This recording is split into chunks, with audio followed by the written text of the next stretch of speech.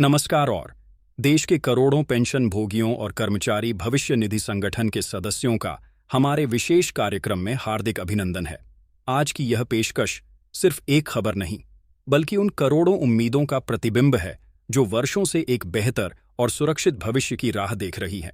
हम आज कर्मचारी भविष्य निधि संगठन यानी ईपीएफओ और कर्मचारी पेंशन योजना यानी ईपीएस 95 से जुड़ी उन ऐतिहासिक घोषणाओं और बदलावों की परतें खोलने जा रहे हैं जिनकी गूंज आने वाले कल को पूरी तरह से बदलने का दम रखती है। कार्यक्रम की शुरुआत में ही हम एक महत्वपूर्ण बात पर आपका ध्यान आकर्षित करना चाहेंगे। अक्सर डिजिटल मीडिया के इस दौर में सूचनाओं के अंबार में सच और अफवाह के बीच की रेखा धुंधली हो जाती है। हमारे कमेंट सेक्शन में भी कई दर्शक अपनी चिंताएं व्यक्त करते हैं, पूछते हैं कि क्या यह खबरें विश्वसनीय हैं। हम आपको पूरे विश्वास और जिम्मेदारी के साथ यह बताना चाहते हैं कि हमारा उद्देश्य केवल सनसनी फैलाना नहीं, बल्कि आप तक वह जानकारी पहुंचाना है जो ठोस तथ्यों, आधिकारिक बयानों, विश्वसनीय मीडिया रिपोर्ट्स और सरकारी परिपत्रों पर आधारित हो। हम यहां मनगढ़ंत कहानियों के लिए नहीं, बल्कि आपके अधिकारों और भविष्य से जुड़ी हर महत्वपूर्ण जानकारी को सटीकता से आप तक पहुंचाने के लिए हैं।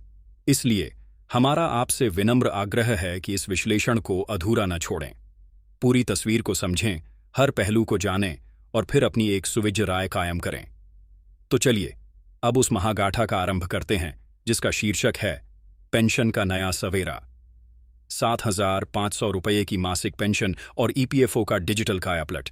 यह सिर्फ आंकड़ों का खेल नहीं, बल्कि करोड़ों वरिष्ठ नागरिकों के सम्मान और आत्मनिर्भरता की कहानी है। अध्याय 1। दशकों का इंतजार खत्म। न्यूनतम पेंशन में ऐतिहासिक छलांग की तैयारी। सबसे पहले बात उस खबर की जो देश के कोने कोने में बसे करोड़ों ईपीएस 95 पेंशन भोगियों के लिए आशा की सबसे बड़ी किरण बनकर उभरी है। एक ऐसी खबर जिसका इंतजार करते करते कई लोगों की आंखें पत्थर आ गईं। जी हां, हम बात कर रहे हैं न्यूनतम मासिक पेंशन को 1,000 रुपये से बढ़ाकर 7,500 रुपये करने की महायोजना की। आप और हम सभी इस बात से भलीभांति परिचित हैं कि मौजूदा समय में मिलने वाली 1,000 रुपये की न्यूनतम पेंशन आज की कमरतोड़ महंगाई के द्वार में कितनी अपर्याप्त है।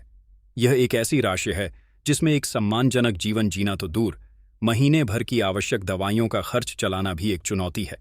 इसी पीड़ा को समझते हुए देश भर के पेंशनभोगी संगठन पिछले कई सालों से सड़कों से लेकर संसद तक अपनी आवाज बुलंद करते रहे हैं। उनकी केवल एक ही मांग थी, एक ऐसी पेंशन जो उनके बुढ़ापे का सहारा बन सके, जो उन्हें किसी पर निर्भर न रहने दे। अब विश्वसनीय सूत्रों और मीडिया में चल रही रिपोर्ट्स के अनुसार सरकार और कर्मचारी भविष्य निधि संगठन इस मांग की गंभीरता को स्वीकार कर चुके हैं। पर्दे के पीछे चल रही उच्च स्तरीय बैठकों और विमर्शों का द्वार अब एक ठोस आकार लेता दिख रहा है।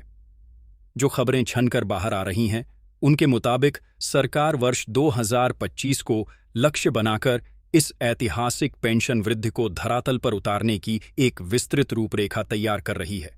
यह केवल एक साधारण बढ़ोतरी नहीं होगी, यह एक नीतिगत बदलाव होगा जो करोड़ों वरिष्ठ नागरिकों के जीवन स्तर में एक अभूतपूर्व सुधार लाएगा। इस प्रस्तावित वृद्धि के पीछे का तर्क बिल्कुल स्पष्ट है, पेंशन भोगियों को सामाजिक और आर्थिक सुरक्षा प्रदान करना। जब एक कर्मचारी अपनी पूरी जिंदगी देश और संस्थान की सेवा में लगा देता है, तो यह सरकार और समाज का कर्तव्य है कि वह उनके जीवन के सुनहरे वर्षों को सुरक्षित और सम्मानित बनाए। 7,500 रुपये की मासिक पेंशन न केवल उन्हें आर्थिक रूप से सशक्त बनाएगी, बल्कि उनके आत्मविश्वास और आत्मसम्मान को भी बढ़ाएगी। इससे वे अपनी स्वास्थ्य संबंधी जरूरतों, पोषण और अन्य दैनिक आवश्यकताओं को बेहतर ढंग से पूरा कर पाएंगे। यह फैसला जब भी लागू होगा, करोड़ों चेहरों पर मुस्कान लाने वाला एक मील का पत्थर साबित होगा। अध्याय 2। ईपीएफओ का अवतार 3.0। आपके भविष्य निधि का डिजिटल ब्रह्मांड। पेंशन में बढ़ोतरी की खुशखबरी के साथ साथ कर्मचारी भविष्य निधि संगठन एक ऐसी तकनीकी क्रांति की दहलीज पर खड़ा है जो आपके और आपके पीएफ खाते के बीच के हर फासले को मिटा देगी।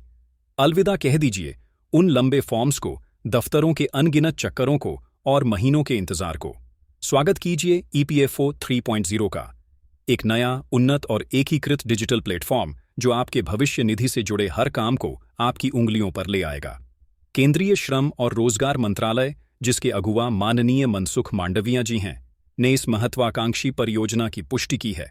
यह नया वर्जन अगले कुछ ही महीनों में, संभवतः मई या जून तक, देश के लगभग 9 करोड़ भविष्य निधि खाता धारकों के लिए लॉन्च कर दिया जाएगा।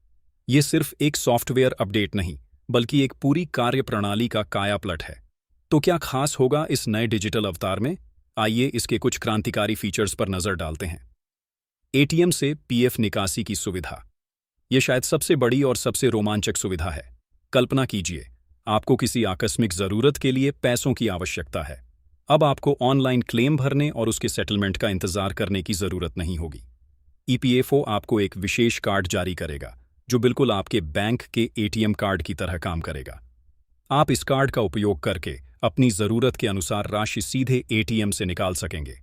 यह सुविधा विशेष रूप से चिकित्सा आपातकाल या अन्य तात्कालिक जरूरतों के समय एक वरदान साबित होगी। Auto claim settlement. नए प्लेटफॉर्म में आर्टिफिशियल इंटेलिजेंस और मशीन लर्निंग का उपयोग किया जाएगा ताकि आपके क्लेम की प्रक्रिया को स्वचालित किया जा सके। यदि आपका केवाईसी और अन्य विवरण सही हैं, तो आपके क्लेम, जैसे कि एडवांस निकालना या अंतिम निपटान, बिना किसी मानवीय हस्तक्षेप के कुछ ही घंटों में प्रोसेस हो जाएंगे। घर बैठे हर काम, चाहे आपको अपना नॉमिनी अपडेट करना हो, पता बदलना हो या अपने खाते का विवरण देखना हो, सब कुछ आपके मोबाइल या लैपटॉप से संभव होगा। आपको बस अपना यूएन नंबर लिंक करना है और एक ओटीपी, वन टाइम पासवर्ड, के माध्यम से आपका खाता सत्यापित हो जाएगा।